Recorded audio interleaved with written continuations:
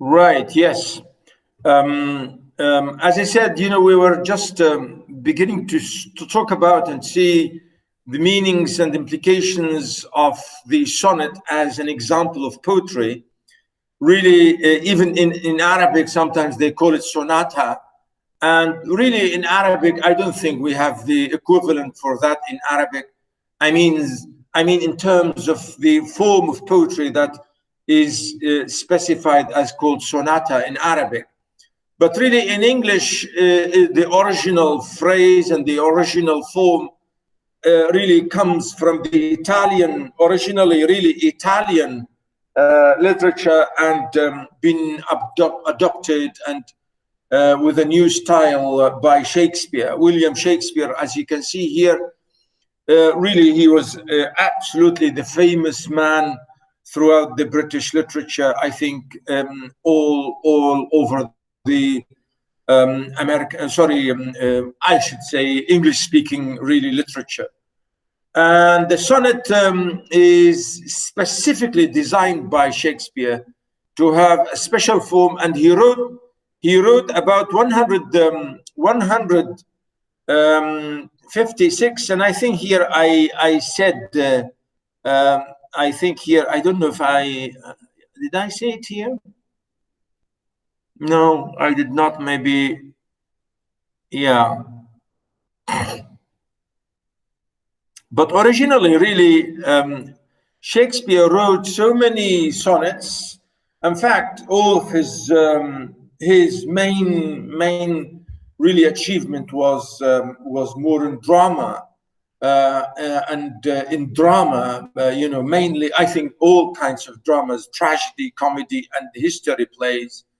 Really, he was perfect. I think he was absolutely perfect in every sense. And to me, anybody who studies English language without knowing Shakespeare will be ignorant, absolutely ignorant, in my view. So the sonnet here is developed and lovely made by Shakespeare to mean, as you can see here, it's a special stanza, a 14-line poem. Notice, a sonnet is a 14-line poem that rhymes in a particular pattern. In Shakespeare's sonnets, the rhyme patterns is A, B, A, B, C, D, C, D, E, F, E, F, G, G. And I will show you this in a minute. And this is the design, for 156 sonnets, they are all the same, absolutely the same style, rhyming, and the same iambic pentameter, as I will show you here in a minute, with the final couplet used to summarize the previous 12 lines to present a surprise ending. Whereas we have seen with Sidney divided the first octave and then the sustet, means 8 lines and then 6. Here Shakespeare said 12 lines and then 2. In the 12 lines he will give you the position, and in the last 2 lines he will give you the answer. And I think this is really the whole idea here, but it's absolutely lovely. The rhythmic pattern of the sonnets is the iambic pentameter. They are all written in iambic, as you can see, iambic pentameter. All of them, iambic pentameter. And here I repeat again, say, an iamb is a metrical foot consisting of one unstressed syllable followed by a stressed syllable, as in dadum, dadum, dadum, dadum. Here I repeat it again for you to remember. Shakespeare uses 5 of these in each line, which makes it a pentameter. Again, the sonnet is a difficult art form because of its restrictions on length and meter. Because I'm saying here, really, it's not easy to write a sonnet. I mean, it's a really difficult thing for poets, not all poets, and that's why you find hardly any, I think, the names in English poetry who wrote sonnets, you can count them in your hand. Really, there are very, very few people. I mean, Shakespeare, Sidney, Spenser, Marlowe, and some other people, really, in a way, who wrote exactly like Shakespeare's sonnets. Because as I say, it's not really difficult, it's not really easy. So that's why I'm saying here it's a difficult art. Right. I should say also one thing about Shakespeare here. Really, all his sonnets were written addressed to a friend, really, to a friend, to a lover, really, to someone. And really, critics talked about it in so many funny ways. And they say they don't know the identity of this lover. Could it be, you know, something unbelievable? Could it be a woman? Could it be a dark woman? Could it be a white woman? Could it be Queen Elizabeth? Could it be a man, a friend? I don't know. I mean, really, for sure, really nobody knows, right? But sometimes people say, well, this is written for a man, and well, this is written for a woman, and so on. I mean, this is not really important as such for us at the moment. The important thing is to see how Shakespeare divided his sonnets. For 126 were addressed to a man or to a friend, and the rest were addressed to a dark lady. He called it the dark lady. You know, I don't know why dark lady. And again, the whole question here is still questionable.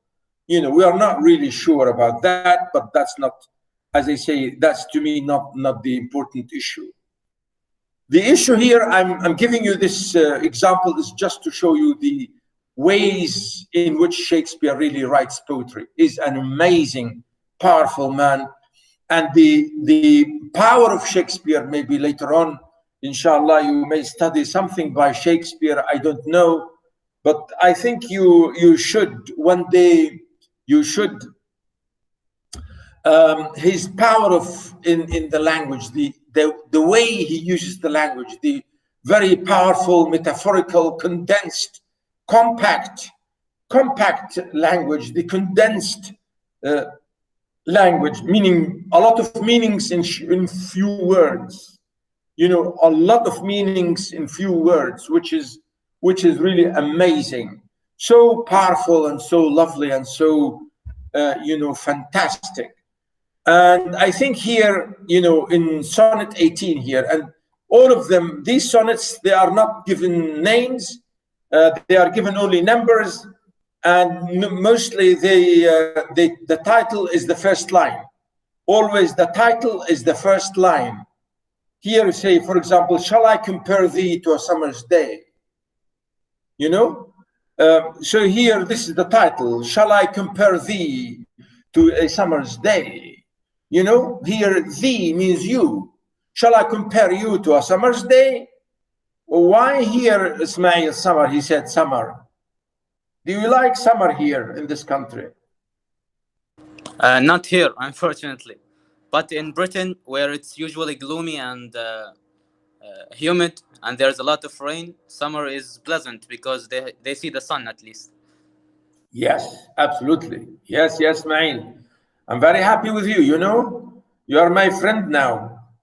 Really, you have written a very good paper. Yeah. So really here is very clear. You can see here, of course, sometimes the Shakespearean terminologies and words like thee and thou and thy, you know, instead of saying you and your, you know, say thee. Here again, shall I compare thee for the object, thee, shall I compare you? And notice here when he said thou art means you are, again, the same thee and thou, the same is you, but you in the object and you in the subject.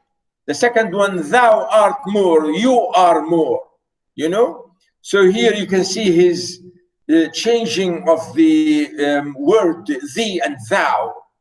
You know, between the object and the subject, the object, thou, subject.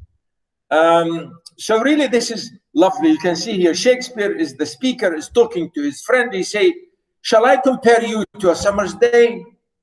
Thou art more lovely and more temperate.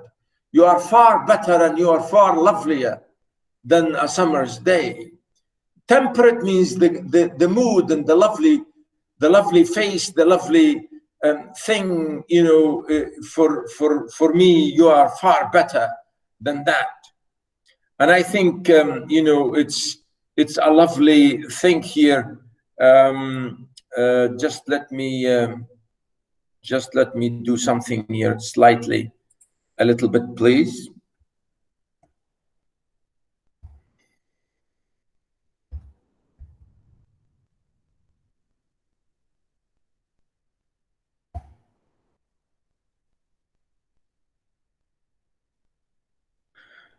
Yeah. So notice.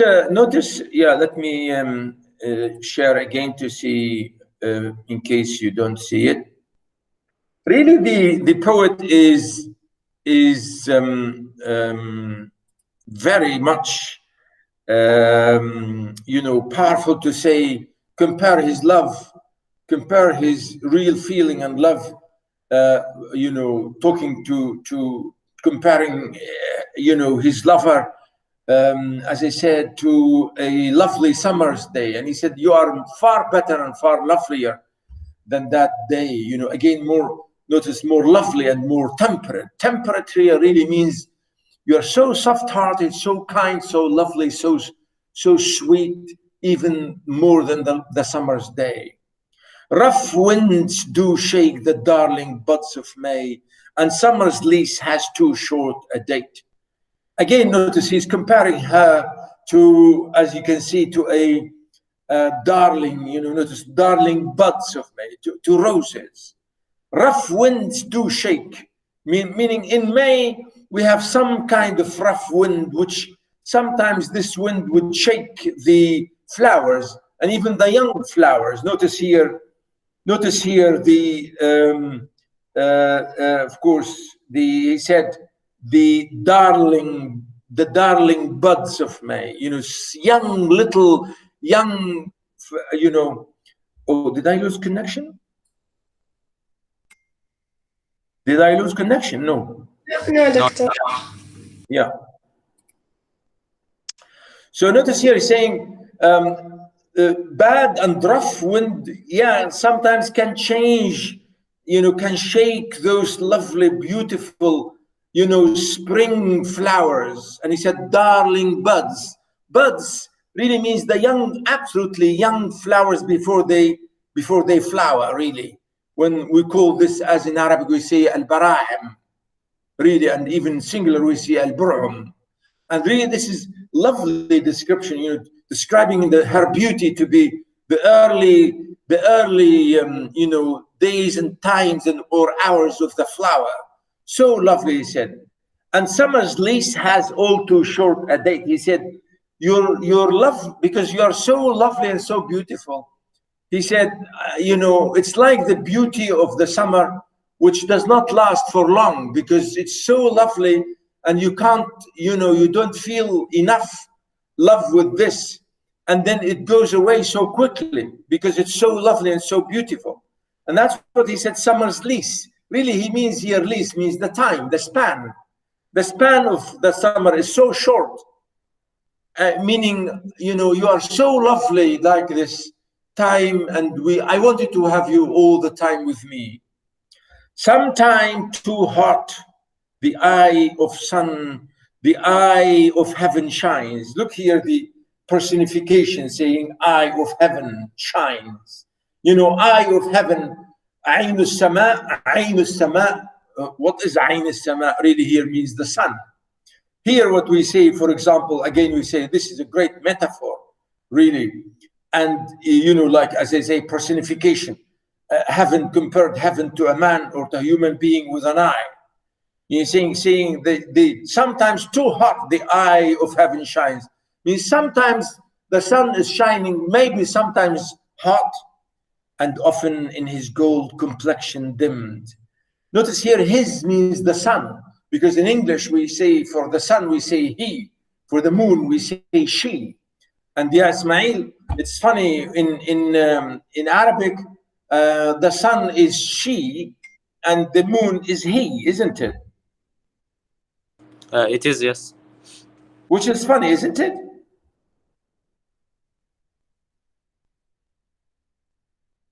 isn't it? It depends. It is.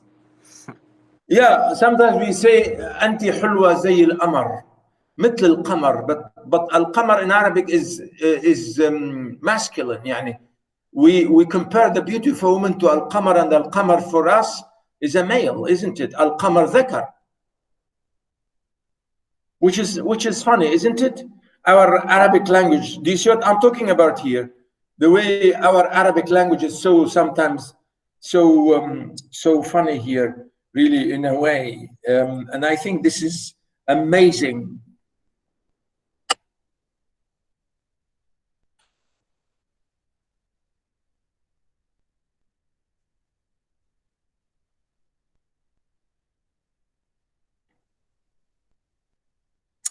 Now, really, this is amazing thing when you see this. Where is that?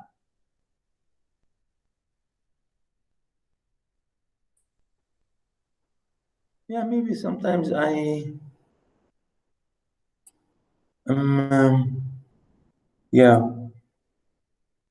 I don't know, so many things on my screen.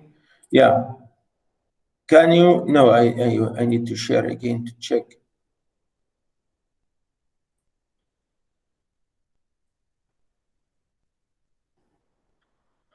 So he's saying often his golden complexion dimmed.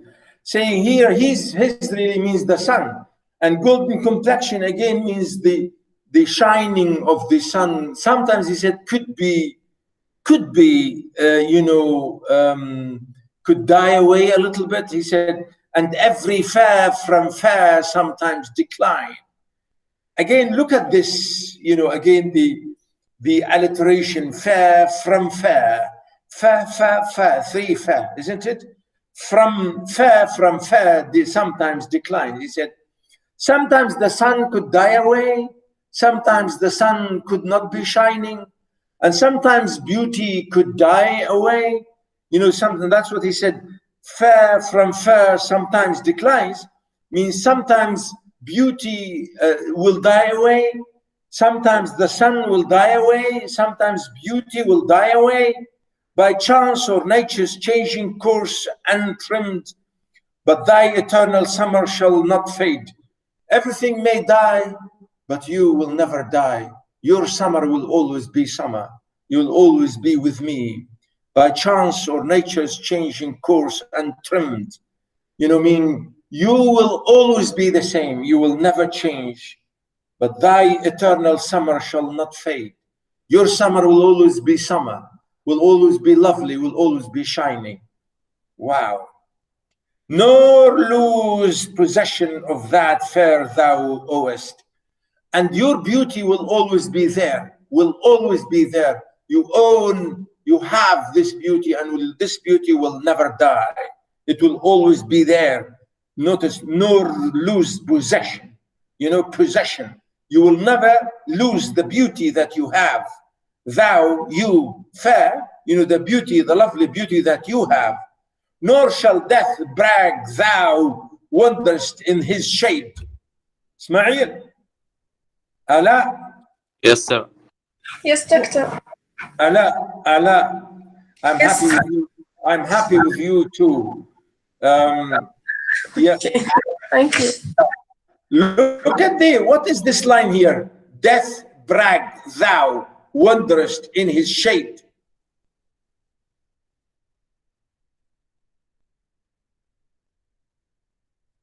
Ismail, Ammar, Anas, Sultan, where are you boys?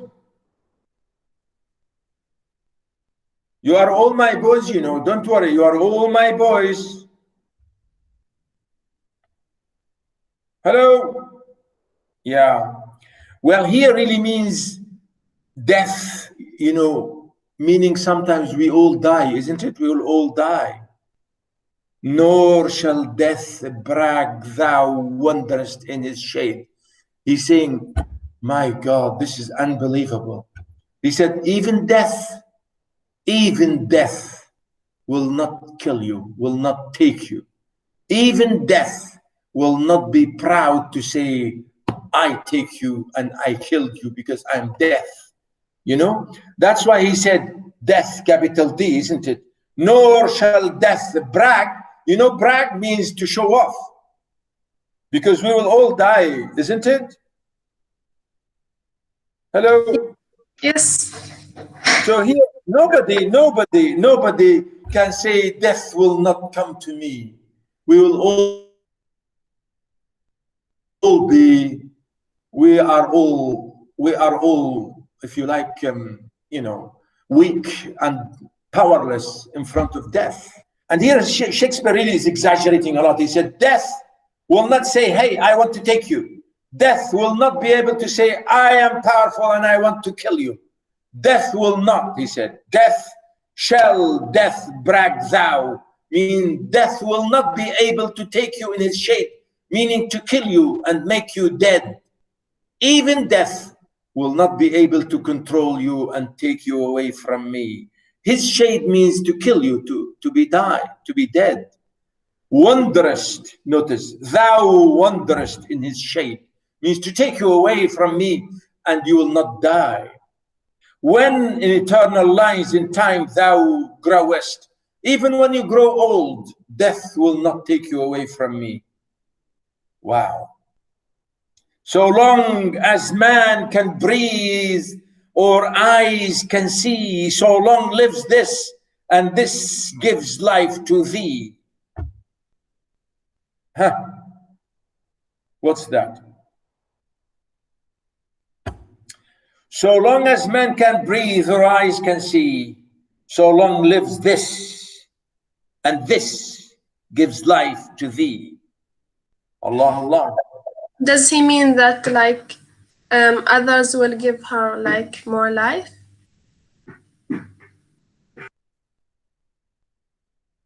Not really. Boys, girls, Nabiha, Layla, where are you? Reem? Hello? So long as man can breathe or eyes can see, means I will love you as long as there are people on earth. As long as there are people who breathe. طالما في بشر أحياء سأحبك. Wow. Or eyes, he said, or eyes can see. طالما في عيون ترى وطالما في ناس تتنفس. Allah, Allah. As long as men can breathe or eyes can see, so long lives this. This refers to his love, then? What is so long lives this and this? What does he mean by this? Doctor, I know the answer, but from somewhere. Sorry? I know the answer, but from somewhere else. Should I say it or like? You can, yeah, please, no problem. This means this poem, that as long as there are people reading this poem, this sonnet, his memory will be alive and he will never die. Very good. He said, so long lives this. So long lives this means this poem will live forever and you will live forever with this poem. So long lives this, and this gives life to thee. As long as my poem lives, you will live in my poem forever. My poem will live forever and you will live in my poem forever. You know? And I think you're Shakespeare. Sorry? How is he very sure that his poem? Well, because he's Shakespeare. That's why we are reading him now 500 years later. Lucky he is. Yeah, we are reading him 500 years and he is living still with us. At least with me, he's alive. Absolutely. He is alive with me. He is alive with me. Look at this language. So long as man can breathe or eyes can see, so long lives this, and this gives life to thee. Means this line, this poetry will give you life forever, will give you. And he's saying, my poetry will live. As long as my poetry will live, you will live forever in the same way. And even in the line before that, he said, so long man can breathe, he said, you will live, I will love you more, as you know, even till the end of the world, is even. As long as we have people on earth, as long as we have people who can see, you will always be my love. Wow, it's lovely. I like that. You know? And this is absolutely lovely poem. As you can see here, notice the rhyme scheme: day, May, A, B, temperate date, A, B, A, B. Again, shines, declines, and dimmed and untrimmed. So I say A, B, A, B, C, D, C, D. Again, fade, shade, and owest, growest. Again, A, B, A, B, A, B, C, D, C, D, E, F, E, F, and G, G, C, C, C, V. So long, again, unstressed stress. So long as man can breathe or eyes can see. Notice here, you know, very strongly organized. You know, iambic pentameter, so long as men can breathe or eyes can see, right? So long lives this, and this gives life to thee, you know? Absolutely, unstressed stress, unstressed stress, unstressed stress. This is Shakespeare, ladies and gentlemen. He's really an amazing man in every sense. You know, the organization, the metaphors, the personifications, the similes, everything. And here, the last one here, I will give you this one quickly, because again, it's the same thing. Sonnet 116. It's again, absolutely lovely. Let me not to the marriage of true minds admit impediments. Love is not love, which alters when alteration finds, or bends with the remover to remove. Oh no, it's an ever fixed mark that looks on tempests and is never shaken. Really, this is again an amazing poem. Again, it's talking about love and marriage, about the meaning of marriage, really. Let me not to the marriage of true minds admit impediments. He's saying, let me tell you one thing, that if you love someone, if you marry someone, don't talk about impediments. Don't admit impediments. Impediments means difficulties and obstacles. He said, real love will not accept obstacles. That's what he said, admit impediments. Let me not to the marriage of true minds. Again, notice true minds, he said. So here, not just marriage in real life, but really marriage in terms of ideas. Meaning, if you love someone with their true, really minds, if you really love someone in your heart and your head, you will not accept impediments. You will not admit difficulties and obstacles. And he explains again, love is not love, which alters when alteration finds. Love will not be the love which changes with changes. If difficulties come along the line and they change, then this is not love. He's saying love will not change through difficulties. If you have changes, alterations, if you have difficulties, and you know, when he says which alters, which changes, when changes arrive, love should not change when changes arrive. Love should withstand and face all kinds of problems. And he said, or bends, meaning love will bend, أو ينحني أمام الزمن. Notice here, will bend with the remover to remove. I think this is lovely. What's the remover?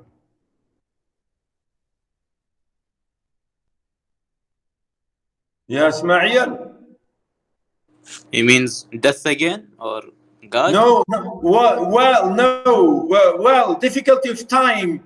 You know, he said, sometimes problems will really affect you a lot and will change you a lot, and maybe it may kill you, maybe. And he said, remove her. Remove her. Here is the time, the difficulty, could be death, could be problems. Again, remove her, to remove. Notice the stress. Or bends. لا تنحني أمام المصاعب. لا تنحني. لا تنحني. Bends with the remover, to remove. If you are going to be removed, don't be removed. Stay strong. Don't bend. Stay strong. Or bends with the remover, to remove. Oh no, it is an ever fixed mark. Oh, say no, no, no. Love is this great mark, will never change. Ever fixed, he said. Ever fixed means completely fixed, stable place. Mark, a sign, a place, like a solid, absolutely solid mountain that looks on tempests and is never shaken. It's like this mark, like this mountain which stands next to the sea, which nothing can ever change it. He said, tempests stand like a powerful mark, like a powerful mountain, which will face all kinds of winds, all kinds of weather, will never be shaken, said. Notice, never shaken, never shaken. Meaning tempests here, notice he said, nor that looks on tempests. التي تواجه العواصف. العواصف, and never shaken.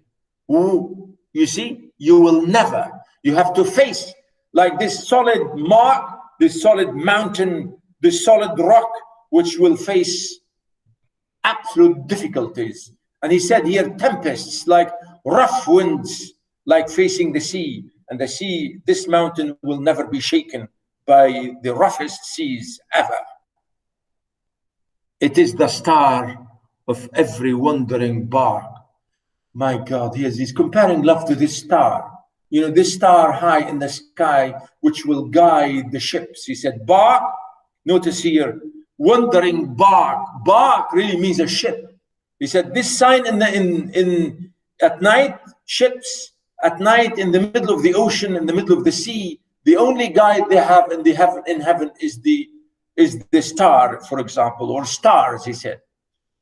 So he said, love is like this star, which is above in heaven, which will never be removed, which will always guide things, whose worth is unknown, although his height be taken.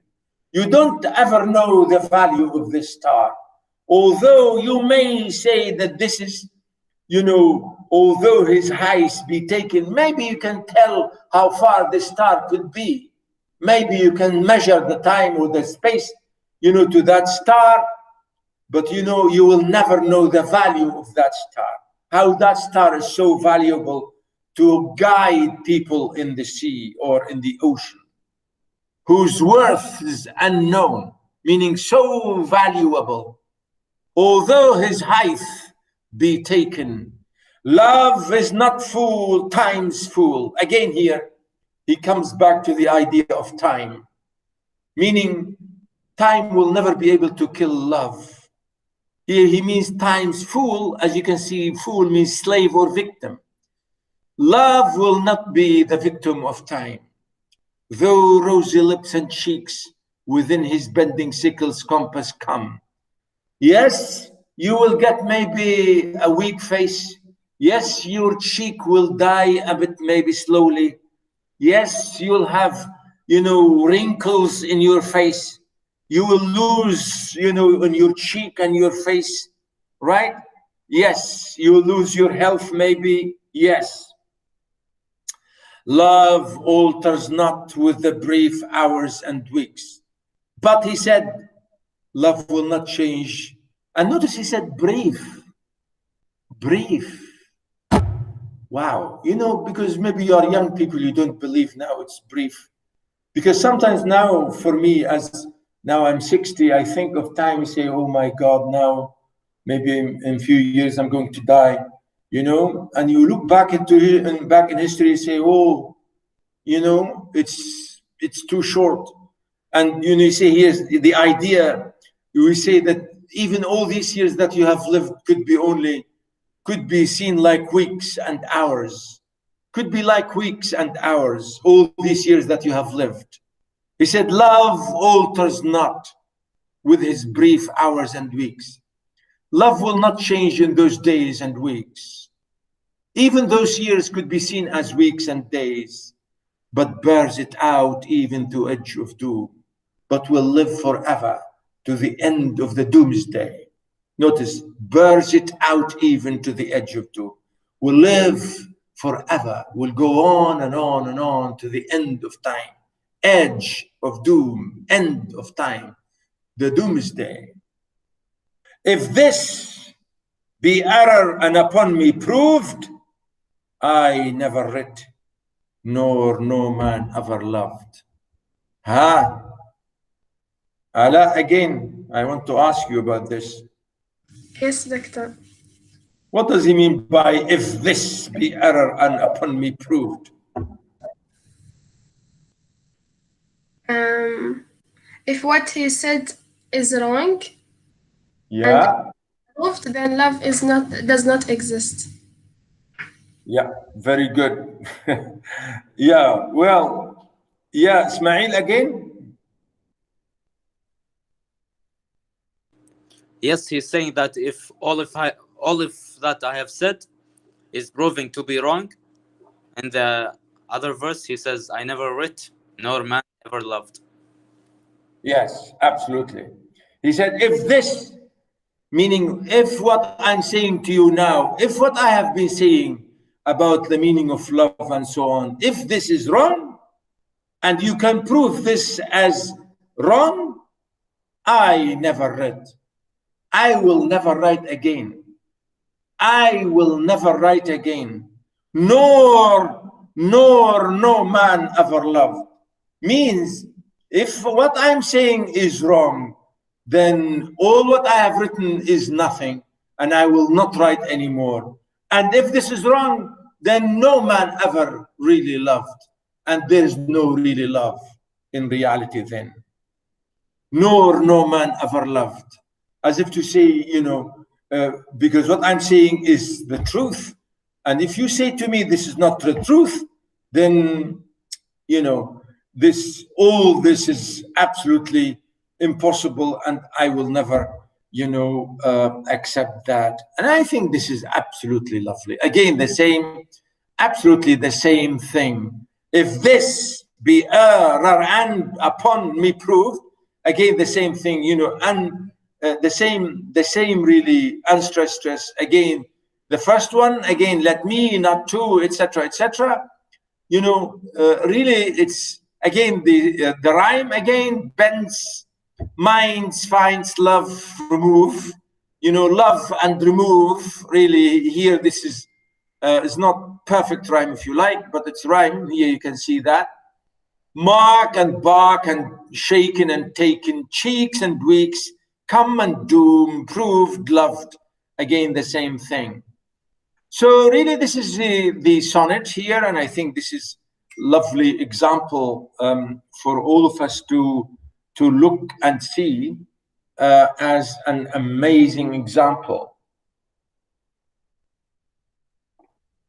Okay, here I gave you a little small small definition and paraphrasing of that. Sending me all these messages in this early morning, for God's sake. Yeah. Okay. Now, yeah. Any question about these two sonnets? I'll give you another one here quickly by my friend Spenser, which is really lovely. Where is it?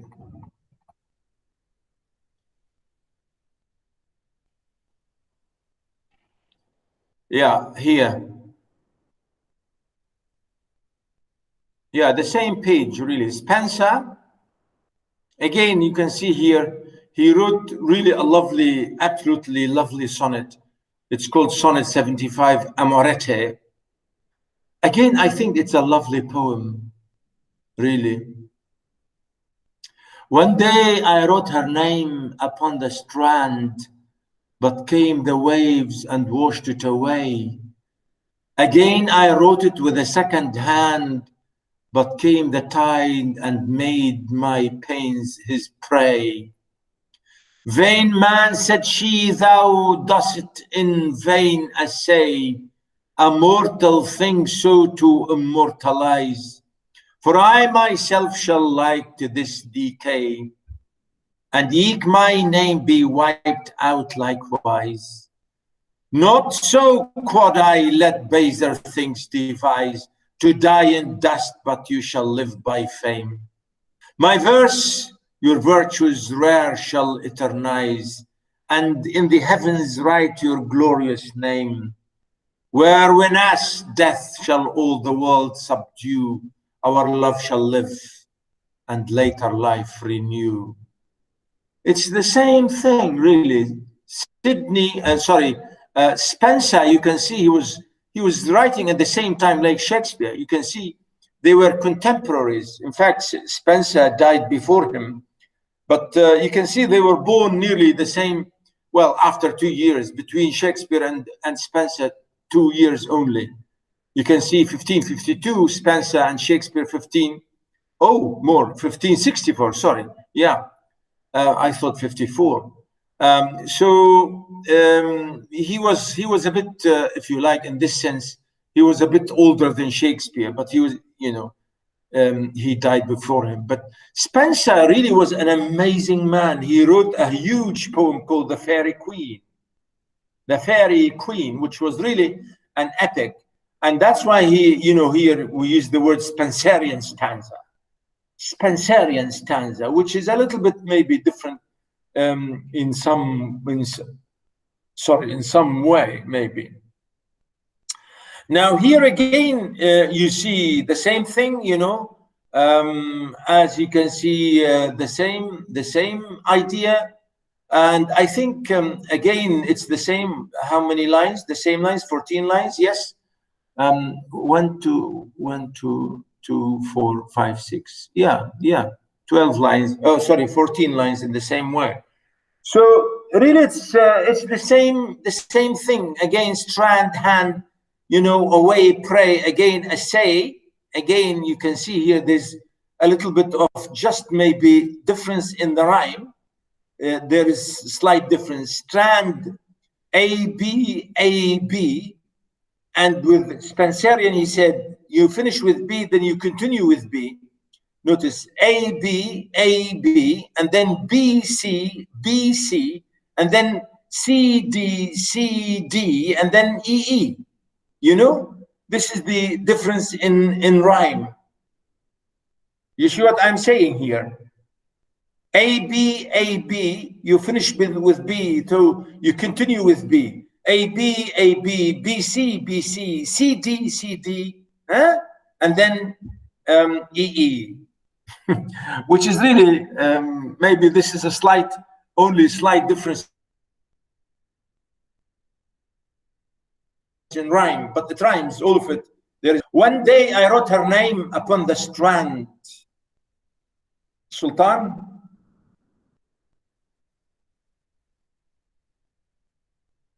Sultan? Hello? Do we have Sultan here today? Where is he? Oh, maybe he can't hear me? Hello, boys?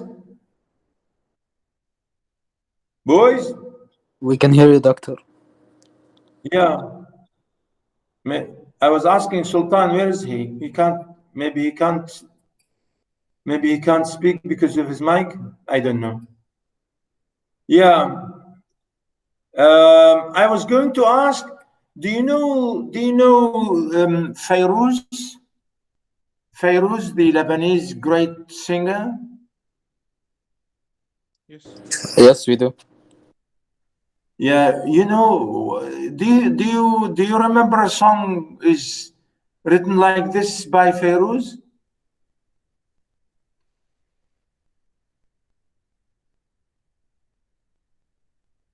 Huh? One day I wrote her name upon the strand, but came the waves and washed it away. You know, he's talking about his love. Amorete means amor, means love. He's writing the name of his love on the beach. You know, when you go to the sea and you play with the sand, and sometimes you draw on the sand and you write and you wait for the wave to come and wash it. Huh? Yes. So that's what he's saying. He said, I write her name on the shore and the waves will come and wash it away. And then he said, again, I write it with a second hand. But again, he said, but came the tide and made my pains prey. Meaning, again, I wrote her name again in my second hand, but again, the tide came and washed it away and took all my pain, all my work, because I've been working and doing this and writing this and writing this. Do you know a song like that? بكتب اسمك يا حبيبي على الحور العتيق. ها؟ وانت بتكتب اسمي على رمل الطريق. Hey, do you know this song? Probably. I've listened to many songs by Fairuz, but I can't remember. Oh, بكتب اسمك يا حبيبي على الحور العتيق. ها؟ وانت بتكتب اسمي على رمل الطريق. وبكره بتشتت الدني واسمي بينمحى وبيبقى اسمك يا حبيبي. Come on, it's a lovely song. Huh? Yes, it is, Doctor. Yeah, do you know it, yeah, Ala? Maybe? No? No. Oh, Fairuz is a lovely woman. Come on, Fairuz. She's Fairuz. You know. Doctor, it's enough. We heard it from you. I can't sing, but really it's a lovely song. Absolutely lovely. The same thing here.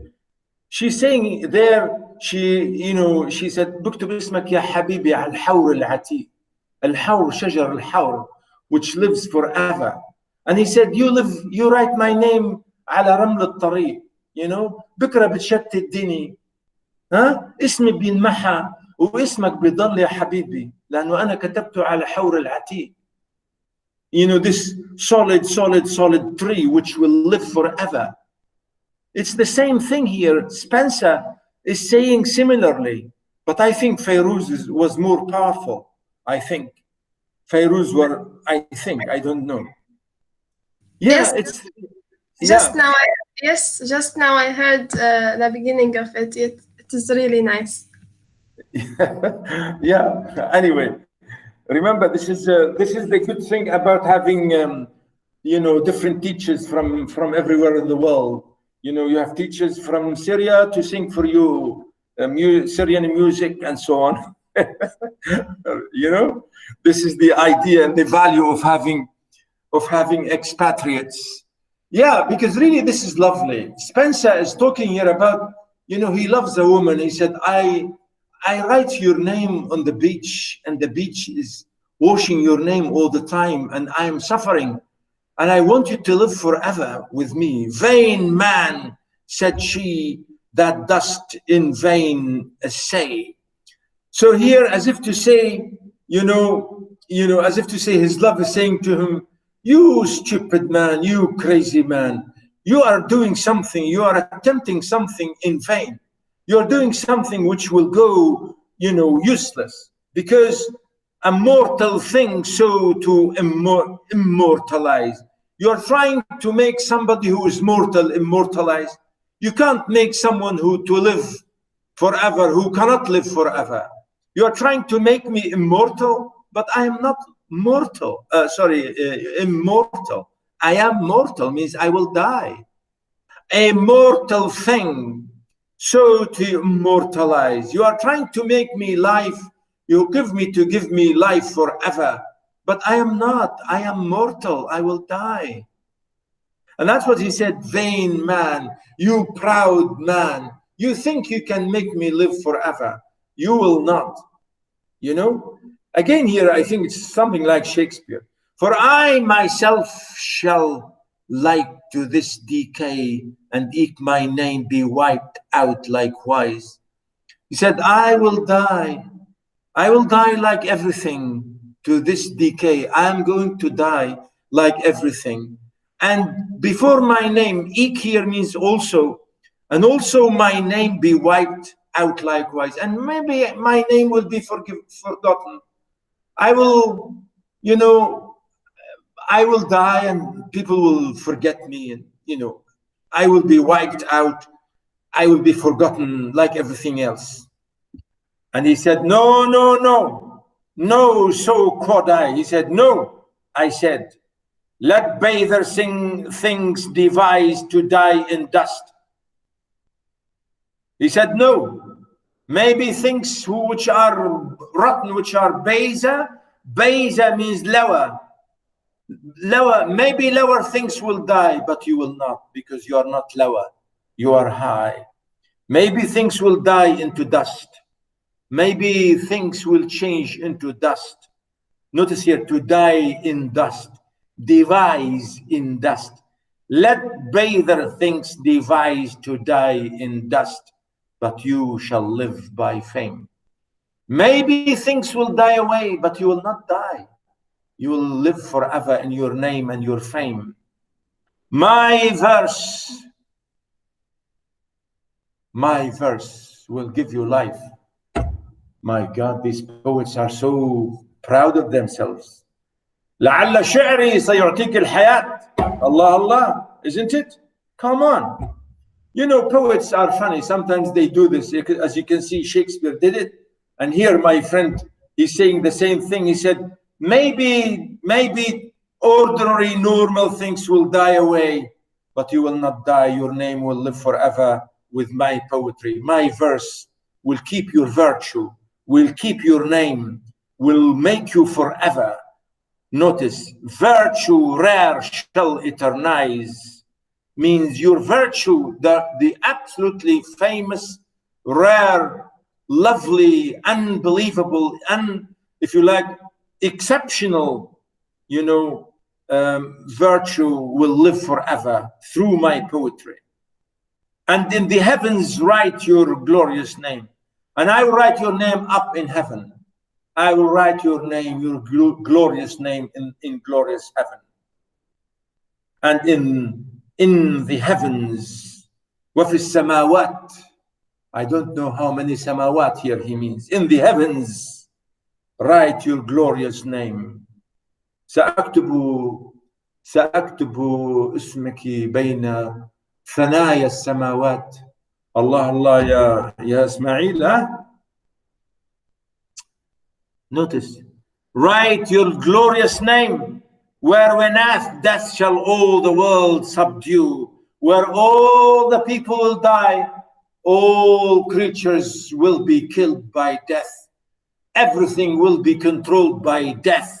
Subdue, control and kill. And here whenas means whereas. Whereas, you know, whereas death shall all the world will subdue. Maybe the world will kill everything. Death will kill everything in the world, but not you. Our love shall live, and later life renew. Allah, Allah, ya Spenser. Allah, Allah, ya Ammi Spenser. He said, everything will die, everything will be killed. But do you know what will bring all these things into life again? Is our love. Our love will live and will bring back life again to those, you know, to those worlds. We'll give it a new life. Life renew. Ya Ain, Ya Ain. Isn't it? Hello? Yes, it is. It's lovely, isn't it? Absolutely. So this is, I think, examples of sonnets. So here we have 3 lovely sonnets. about complete, pure, lovely, imaginative, full of metaphors, poems full of love, full of imagination, lovely images, unbelievable language, lovely, if you like, I'm saying the rhyme and this, everything is absolutely fantastic.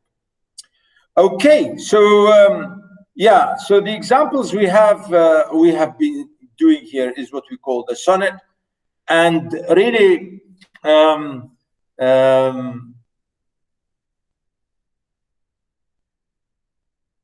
Doctor, what is the main difference between the sonnets and the normal poems?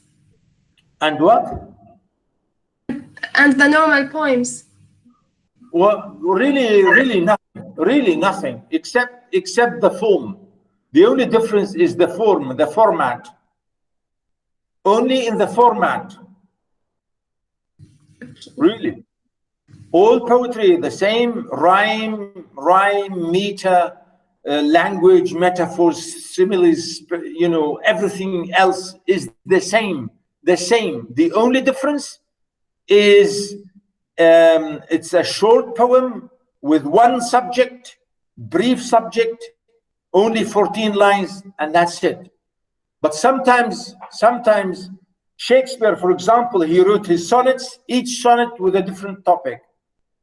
For example, Sidney, we have seen Sidney writing a long poem, but in sonnets. So that's it. The only difference is really in the shape, in the form, the format, the shape, the format, 14 lines, and the special rhyme. That's the only difference.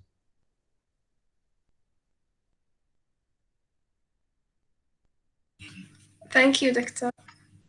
Okay, I will give you another poem today. Actually, is called here. I will move on to the question of imagery and images and figures of speech in poetry. And I think it's I will give you here really a lovely poem, quickly, called "Because I Couldn't Stop for Death" by Dickinson.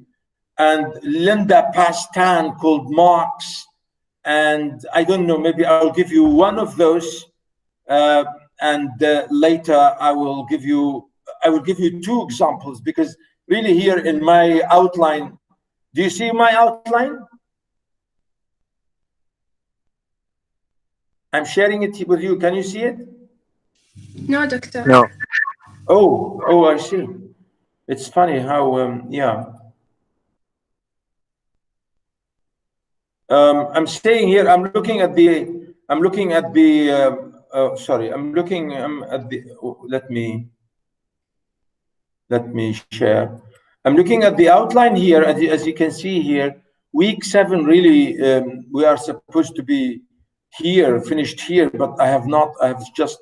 So we have Linda Pastan, Marx, and we have Dickinson, "Because I Couldn't Stop for Death." We have Burns, "A Red, Red Rose," and John Donne, "The Flea." I will give you only two of those because, today is the last lecture of week 7. Maybe I will be quicker here to cut things shorter. So I'll give you one here, "Because I Couldn't Stop for Death," in this short period of time now. And I will go to it here. I think it's somewhere.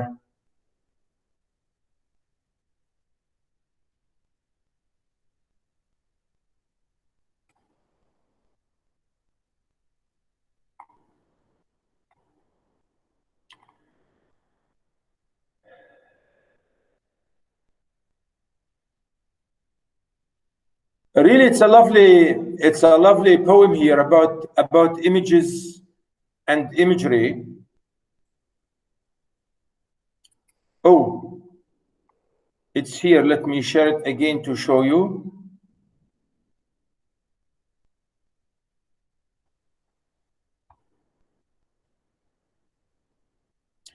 Look at this. Because this is Emily Dickinson, American poet. I did not really give any brief note about her. because really that's not important at the moment. We are talking about imagery and images, and this poem here is full of that.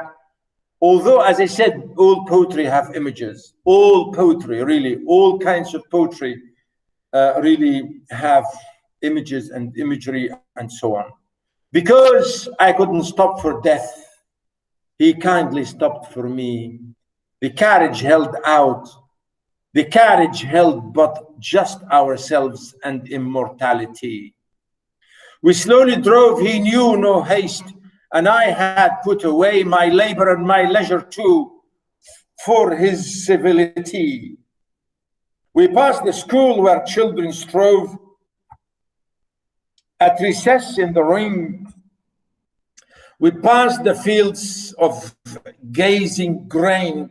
We passed the setting sun, or rather he passed us.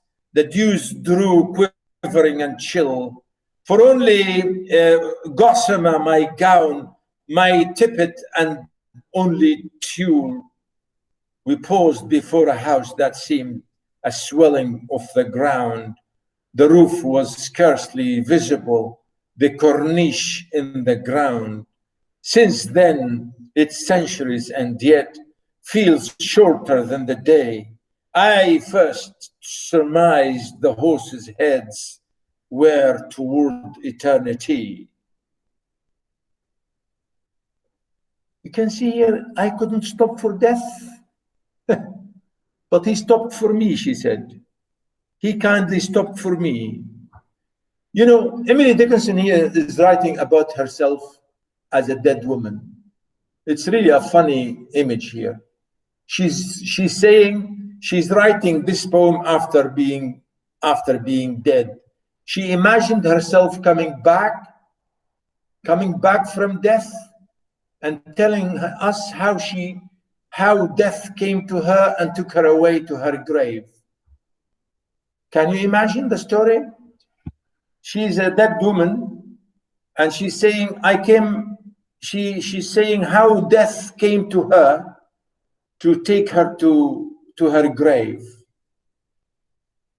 She said, I couldn't stop for death, but he kindly stopped for me. Notice here the imagery, he, death, again, death, the image here, the symbol, you know?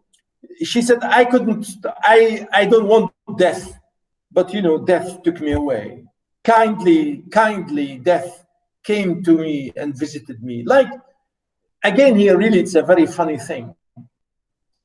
Is she's comparing death to her lover, to a lovely young man who came to take her a ride in his carriage, to take her in a little journey. You know, when you love someone and that person will come to you to take you for a ride, for a little journey around town, you know, and like normally if you find here your boyfriend or your girlfriend, you take her for a little ride in your car. And she said, here, death came to me and knocked at the door. And she said, I really did not want to go, but he said, you know, he wanted to take me for a journey, for a little journey.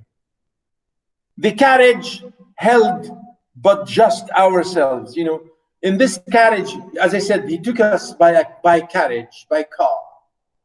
Our car had only, you know, he and me. He is death. You know, he is death. My lover, my man is death. So here, notice the image here. She's comparing death to her man. And her man came to take her for a little journey, a little excursion, a little trip around town. He came and took me away and we were alone. The carriage held out just ourselves and immortality. Only us and the end of the world, immortality, the end of things, the endless. You know, notice here, immortality means we are mortal.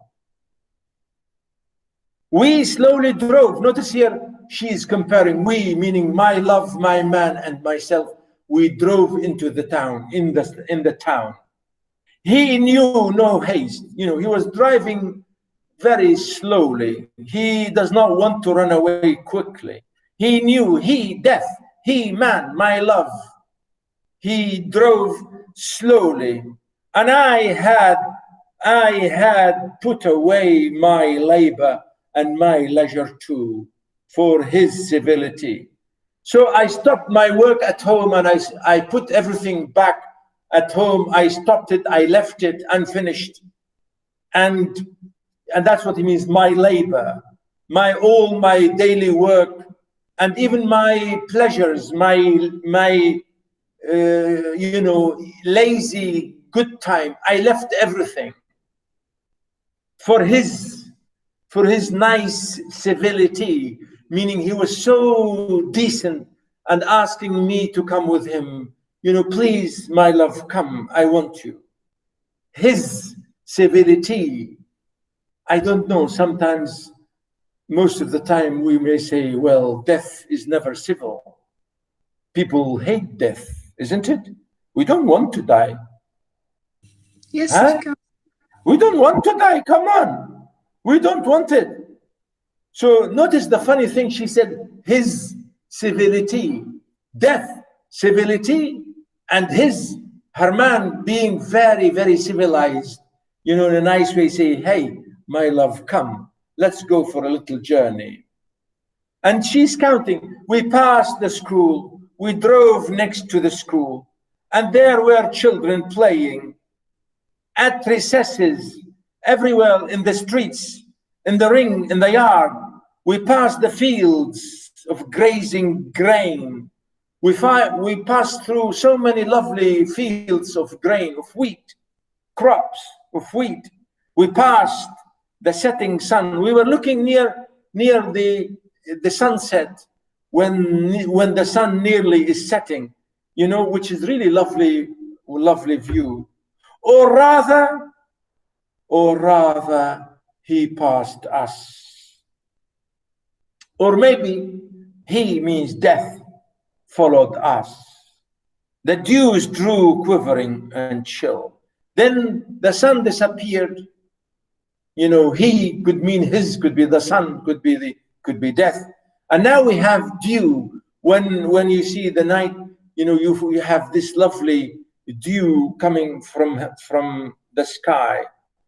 The dews drew quivering and chill. So I became cold, a little bit cold, because we were driving in the evening after that.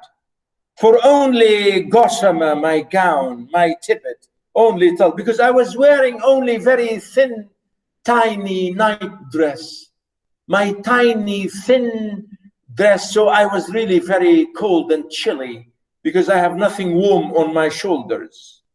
Because this, gossamer and tippet and tulle is, those are kinds of dress. We paused before a house. So we stopped in front of a big house, she said. A swelling of the ground. Really the house here is the graveyard. The house is the graveyard. And the swelling really means the tombs or the graves. Here, in the description of the graves are being swollen from the earth. Swelling of the ground. The roof was scarcely visible. The cornice in the ground, meaning the graves, she's comparing the graves to a house which is very tiny and very small, slightly swollen above the ground, and no big massive graves, only a little bit swollen above the surface of the ground, only roughly visible. The roof means the top of the grave, and with a little cornice, a little frame outside of the grave. Since then, it's centuries, and yet, since that day when I died till now I'm here, feels shorter than the day I first surmised the horses' heads. He said, this is the first time, all these years now, I remember in this carriage being drove, and I was looking at the horses, because remember, she's describing the scene in a horse or a carriage driven by horses. sometimes 2 horses, sometimes 4 horses. And she said, I was looking at this carriage and I see the heads of the horses. Notice, I first surmised the heads of horses were toward eternity. I thought my carriage and my horses were facing and were driving towards endless, endless, endless eternity. Look at that. What an amazing image. Huh? Okay, okay, boys and girls, thank you very much for today. I think that's enough. I gave you more than enough, and you are all here, and thank you very much for listening. If you have any question, please ask.